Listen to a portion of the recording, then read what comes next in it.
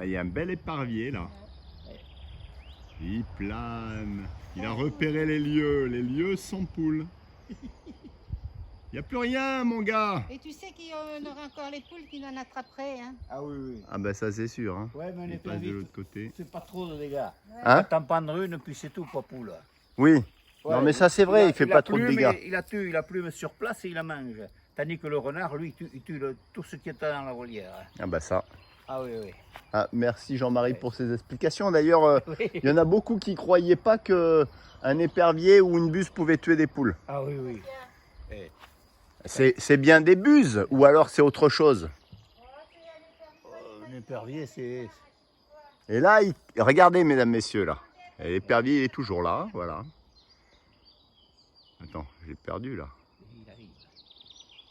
Voilà. Et là, il passe au-dessus du poulailler. Il va l'exploser, ce gars. Ouh, il est juste au-dessus du poulailler. Regarde ça, regarde ça. Il avait repéré les lieux, le bougre. Non, non.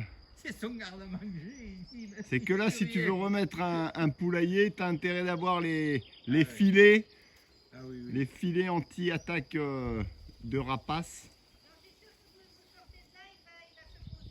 Ah, il était posé l'autre jour. Il était Carrément posé. sur la volière. Ah ouais, il était surpris. Mais... Il a l'odeur, tu crois? Je sais pas si à l'odeur, mais il doit s'en rappeler qu'il y avait des poules ici. Eh oui, Où elles sont passées. où elles sont passées. Eh oui. Et ouais, les prédateurs volent toujours, courent toujours. Un petit pondoir. Et le petit couvoir. Ah, coucou mesdames, messieurs. Ben oui, voilà. Je vous ai montré que quand c'est désaffecté, la nature reprend ses droits et les prédateurs aussi, du coup. Et bien, vous aviez un épervier sur le poulailler. Il n'y a plus de poules, comme vous le savez. Mais on a toujours les prédateurs. Hein. On n'a plus les poules, mais on a toujours les prédateurs. Alors, on est venu faire un point ici avec Jean-Marie et Rose, comme vous avez vu, sur le verger et sur le travail qui a titanesque, qu'ils assurent régulièrement la tonte, parce qu'il faut tondre, il faut tailler, il faut combler les trous que mes chiens avaient fait aussi, tiens. Ce bassin qui est désaffecté, je ne sais pas ce qu'on en fera, mais regardez le boulot quand on a une maison à la campagne et qu'on ne peut pas être omniprésent. Et ben voilà, on a des aides comme Jean-Marie et Rose depuis des décennies qui entretiennent. Et je pense que ce genre de propriété, il faut aussi pouvoir la partager. Regardez, après, ensuite, le potager. On est le 7 mai. Le potager qui prend forme. Il fait très chaud aujourd'hui. Il fait au moins 25, 27. Et on a de belles chaleurs. Donc là, je pense qu'on va être épargné on va être épargné des gelées ou pas? J'espère que oui. Hein? Oui, je pense. Après les scènes de glace, normalement... Alors les seins de glace, c'est quand? le 12, je crois, le 13. Hein. Ouais. 12 ou 13 mai, il peut encore geler jusqu'au 12-13. Alors là, ça serait pas le moment d'avoir des gelées parce qu'on a quand même tous les fruits en préparation. Ah oui. Alors, vous voyez, ce potager, là, on a quand même gardé les bâches à côté, Voilà. au cas où. La météo n'annonce pas de gelée à venir. Je pense qu'on est tranquille là, Jean-Marie. Oui, je pense, oui. Parce que la dernière fois, on avait tout perdu. Alors, on avait perdu... Ah, ça se rafraîchit, oui, mais... Alors, vous voyez, là, on a un beau figuier qui est magnifique, qui rapporte énormément. On a des cerisiers là-bas. Et des pommiers qui sont magnifiques, par contre, le reste. Alors, dans le sol un peu sablonneux, landais. Les pruniers, c'est pas terrible. En tout cas, ici. Ou alors, j'ai pas les bonnes variétés. Ah là, regardez, ce sont des cerisiers qui sont très vieux d'ailleurs. Alors, je vais vous montrer quelques grappes de cerises. Il y en a deux, alors celui-là, pas trop. Il n'y en a pas énormément, bien que là, on les devine. Hein. Et on a surtout ces deux beaux pommiers qui sont remplis, celui-là. Ça, c'est un prunier Reine Claude. pas terrible. Et celui-là, je vous montre tout ce qui est en préparation. Tous les fruits en préparation. C'est de la folie. Regardez ici, si on les voit. Voilà, vous voyez. Et l'autre, c'est pareil. Alors, bon, il y a des arbres qui marchent plus ou moins bien hein, dans les Landes, des arbres fruitiers. Là, on a des pommiers, en tout cas cette variété de pommiers naine qui est magnifique. Ça, c'est sûr que quand on voit le nombre de fruits qu'il y a, alors ici, il y en a partout. Hein. Il y a les fleurs, les fruits, partout, partout, partout. Alors, regardez, on est encore ici. C'est superbe. Et puis après, on a des arbres qui végètent. Là, c'est encore un cerisier. Alors, ce cerisier, il est couvert. Vous voyez le problème aussi de la maladie. Voilà. La feuille recroquevillée. Alors, on a quelques fruits ici. C'est marrant, mais ce sont des fruits qui vont végéter, je pense. Alors ça, c'était un... Ça, c'est un nectarinier. Eh ben, le nectarinier, là, il a la cloque. Il a quelques nectarines, mais je pense qu'elles ne vont pas survivre, elles tomberont. Parce qu'il est trop atteint par la cloque. Alors, il y avait pour la cloque, Jean-Marie et Rose m'ont dit, tiens, les coquilles d'œufs. Bon, je sais pas si ça vous parle, les coquilles d'œufs. Alors là, ce beau cerisier. Le problème des cerisiers à la campagne, c'est que... alors lui, il en est couvert. C'est très simple. Couvert, couvert, couvert. Voilà. Il y en a partout, partout, partout. On peut voir. Hein. Voilà. Partout, partout, partout, partout. Regardez-moi ça. Alors il va falloir faire vite parce que les oiseaux... Je vous raconte pas, les oiseaux, c'est une catastrophe. À peine les cerises mûrissent que vous n'en avez déjà plus. Donc les filets, c'est à la galère, les arbres sont trop hauts. Et puis les oiseaux y passent. Bon, on s'en épargne un petit peu, mais voilà. Alors, j'étais en train de dire justement, ce qui est rigolo, c'est que Jean-Marie a fait un travail titanesque pour tondre ce côté-là, tout le verger. Tondre de l'autre côté aussi lesériales.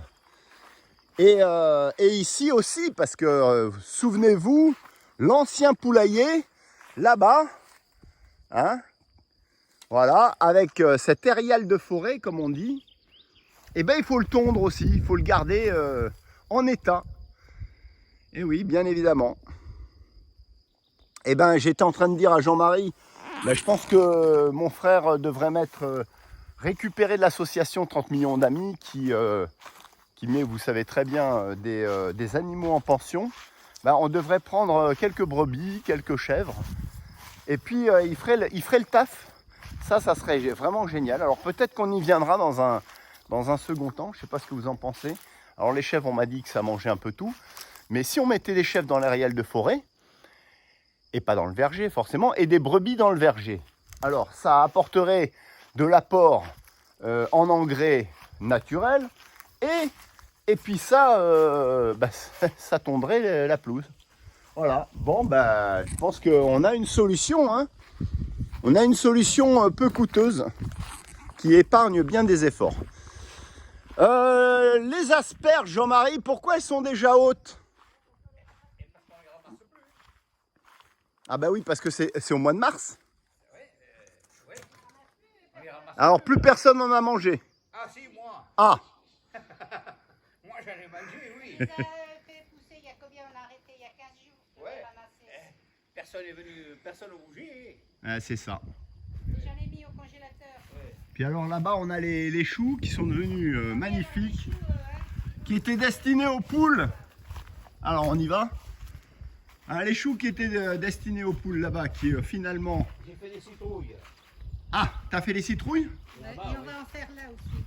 Je sais Où? plus en faire ici. Là devant. Ah, ici t'en fais aussi? Bah, oui, Ouais, on là-bas, on en a a des fait. graines. Bah oui, ici c'est pas mal pour les citrouilles. Hein. Ouais. Alors qu'est-ce qu'on fait plus? On fait plus de pommes de terre. Non. Ici, j'ai récupéré des néfliers, de mon gros néflier et des petits semis naturels. On va planter, on verra ce que ça donne. C'est vrai pour les tomates. Ça, c'est toujours un pépin de pommier, dis donc, qui qui est toujours en vie. C'est un pommier, ça. Alors les tomates, toujours pareil. Regardez les piquets qui sont prêts. C'est prêt. Ah, le poulailler, le potager, eh ben, ça demande du boulot. Beaucoup de boulot, regardez. Jean-Marie plante les piquets. Il tire un fil, comme pour les étendoirs à linge. Ça, c'est génial ce que tu as fait. Voilà. Et après, il faut quoi? Il faut passer la labour. Oui, mais là, on va planter les tomates à chaque piquet.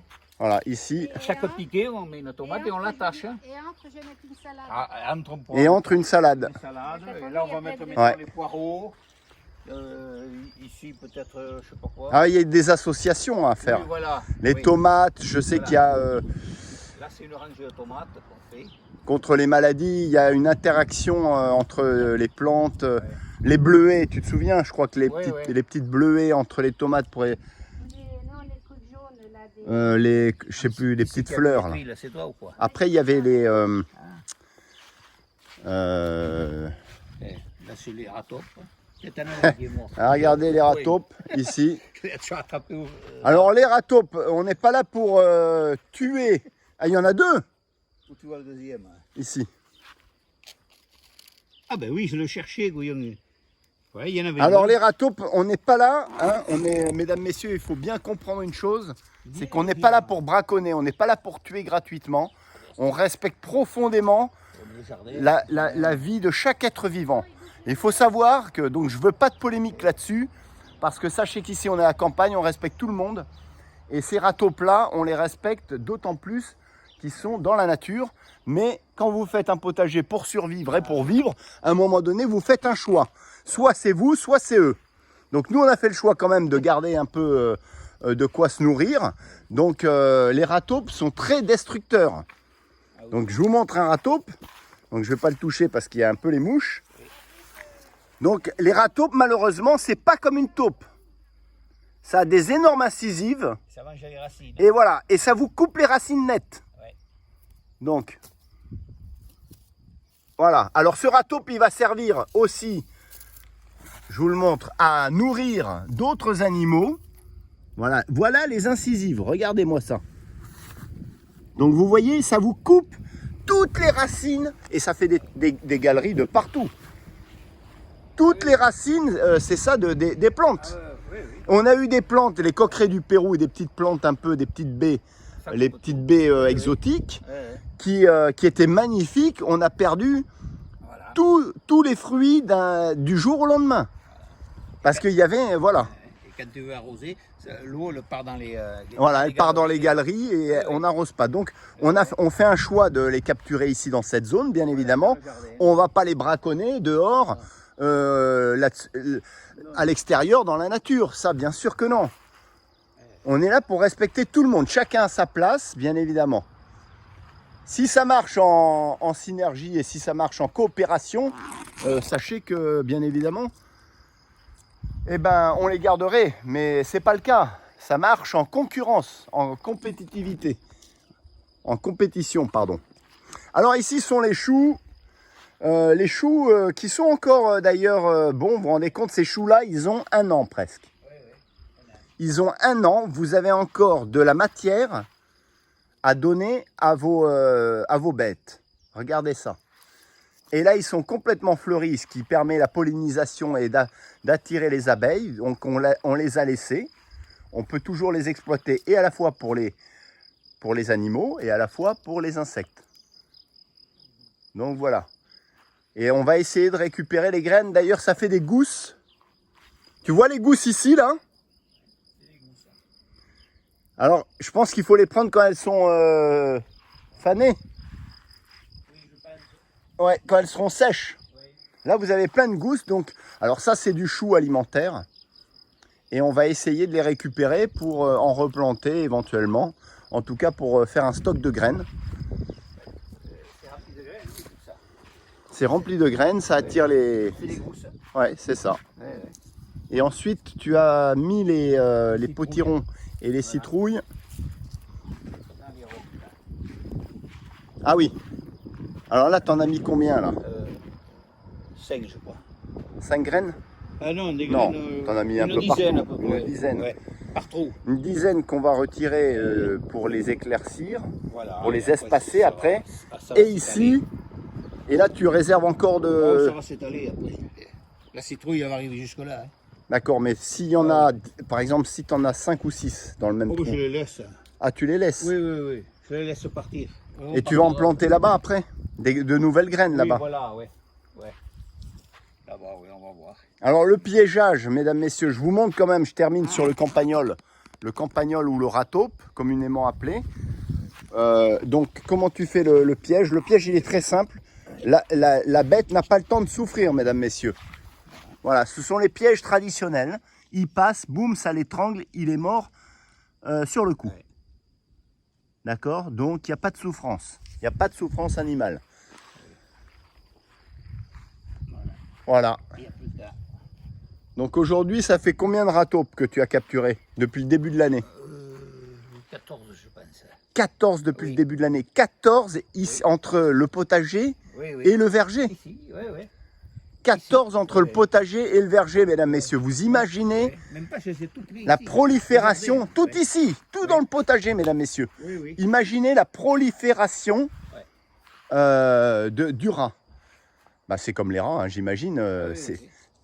Donc, imaginez les dégâts que ça vous fait. Mais vous avez un gruyère dans votre potager. Ah, c'est sûr. Tu peux rien y faire. Hein. On peut rien faire. Alors ça, les baies de goji, toujours. Je dérive aux baies de goji qui, finalement, tu les as taillées, j'ai vu. Alors, le pied mère est mort. Oui. Quoi qu'il y a des petits rejets là. Oui. Enfin, il y a des petites pousses. Mais je pense que ça doit être... J'ai pas regardé les baies de goji, comment ça se comportait. Mais en effet, vous voyez, ça fait comme des rhizomes. Oui, mais celui-là, on va l'enlever. Voilà, avec Je sais pas si on peut les des rejets. mettre ailleurs. Tu vas les mettre ailleurs. Ouais, Parce que lequel? Tu sais, pour mettre le jardin, faire le jardin en alignement, là. Oh, Que ça soit propre.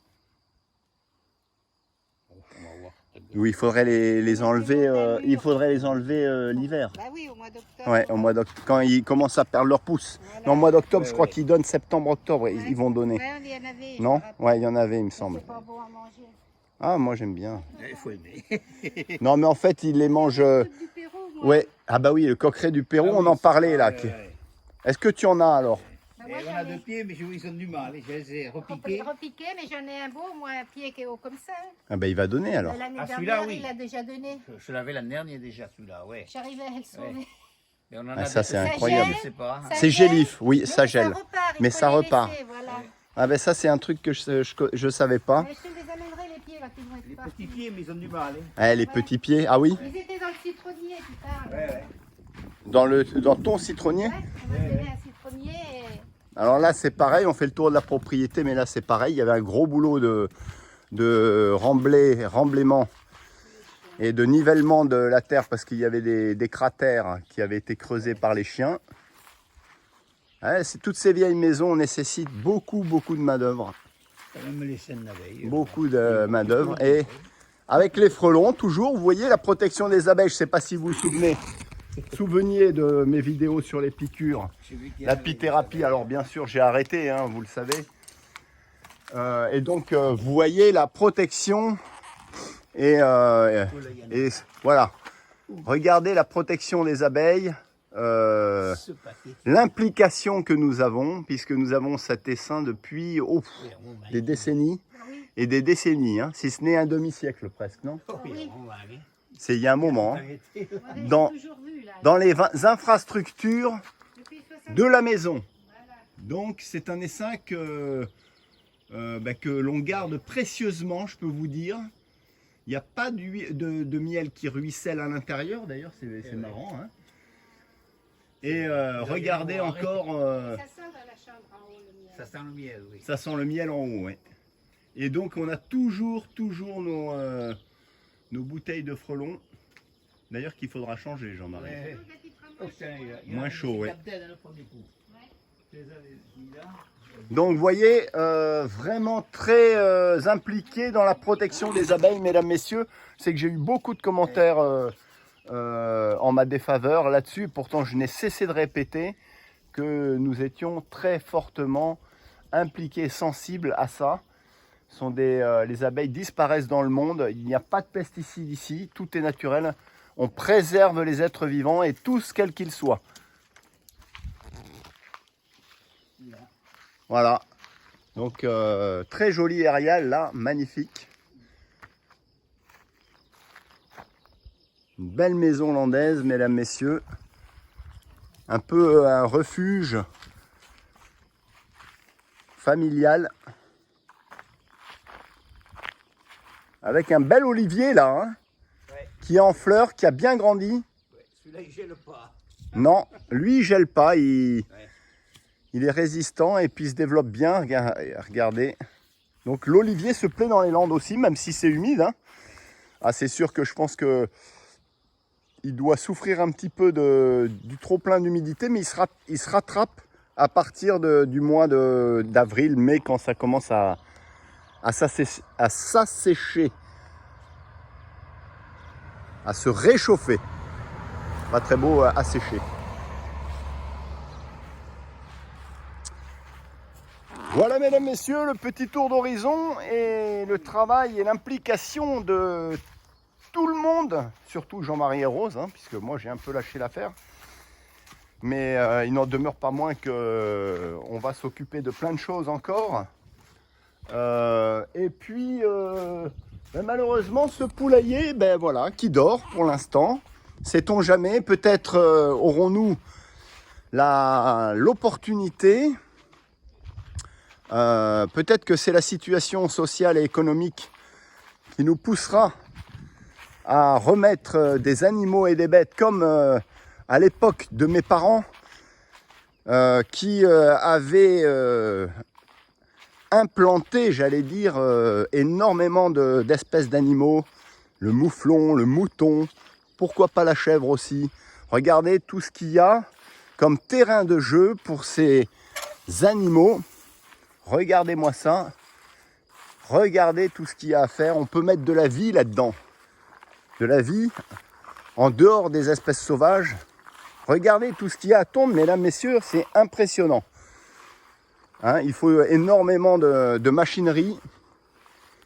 Donc pour tondre tout ça, pour s'en occuper, donc j'imagine que des animaux qui brouteraient et ben, nous rendraient bien service de manière complètement naturelle. Et là j'étais en train de me dire d'ailleurs 30 millions d'amis qui aussi nous permet, qui sauve les animaux et beaucoup de justement d'herbivores là-dessus. Ils ont beaucoup d'animaux à placer en pension. Ça pourrait être une belle opportunité en effet pour essayer éventuellement quelques chèvres, quelques brebis ou quelques mouflons, sait-on jamais. Et vous voyez ce poulailler là qui a, encore une fois je vous le remontre à nouveau, ce poulailler, regardez, qui est devenu verdoyant. Verdoyant, alors le sol a été enrichi énormément par les fientes de poule.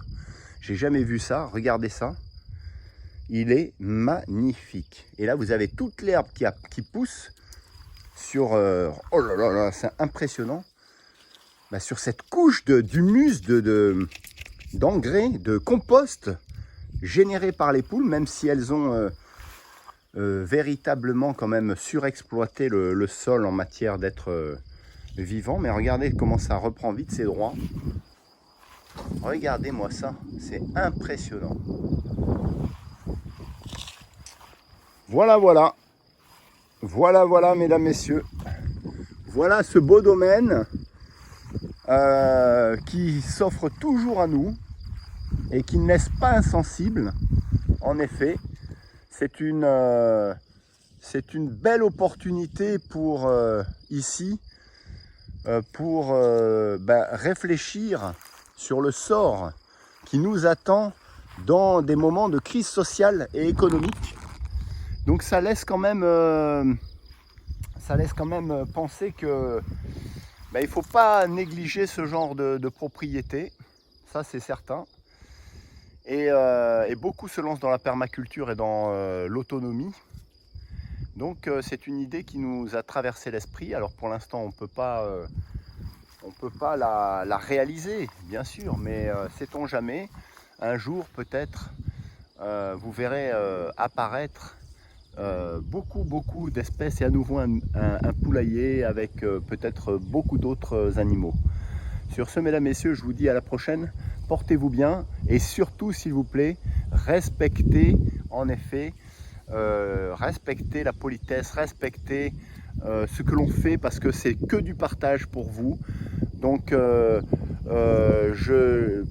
du soutien bien évidemment, des critiques gratuites, non, j'en veux pas. Je veux que ce soit constructif. Sur ce, je vous dis à très bientôt et à très vite pour de nouvelles aventures. Ciao, ciao! Ben, on va s'occuper du potager, faute d'avoir le poulailler.